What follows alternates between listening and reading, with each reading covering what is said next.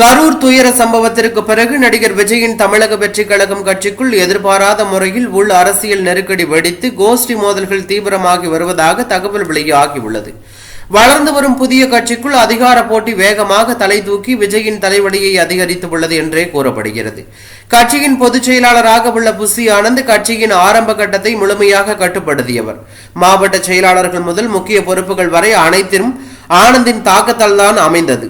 பதவிகள் பணம் வாங்கி வழங்கப்பட்டன என்ற குற்றச்சாட்டுகளும் எழுந்தன. விஜய் தொண்டர்களிடையே தடுப்பு சுவர் போல ஆனந்த் நடந்து கொண்டார் என்பதும் அப்போது பேசப்பட்டது. இதற்கிடையில் அனுபவம் உள்ள ஆதவ் அர்ஜுனா மற்றும் முன்னாள் பாஜக முக்கிய புள்ளி CTR நிர்மல்குமார் தமிழக வெற்றி கழகத்தில் இணைந்ததும் கட்சிக்குள் அதிகார சமநிலை முற்றிலும் மாற்றமடைந்தது. விஜய் இருவருக்கும் நேரடியாக மாநில பொறுப்புகள் வழங்கியதால் ஆனந்தின் தாக்கம் குறைந்தது.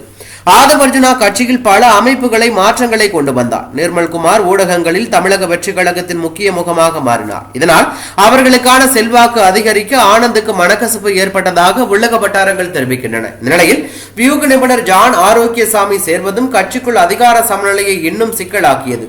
ஆனந்துக்கு எதிராக சர்ச்சையான ஆடியோ வெளியாகி ஆனந்த் எதிர்ப்பு அதிகரித்தது.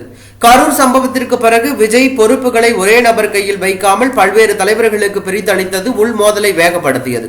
கட்சி நிர்வாகிகள் கூறும்போது முன்பு எல்லாம் ஆனந்தின் கட்டுப்பாட்டில் இருந்தது. இப்போது பொறுப்புகள் பிரிக்கப்பட்டதால் யார் ஆதிக்கம் செலுத்த போகிறார்கள் என்கின்ற போட்டி உருவாகிவிட்டது.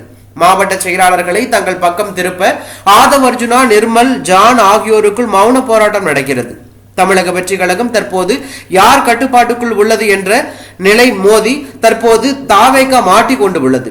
விஜயின் புதிய அரசியல் பயணத்தில் இது மிகப்பெரிய சவாலாக மாறி உள்ளதாக தகவல் வெளியாகி பரபரப்பை ஏற்படுத்தி உள்ளது.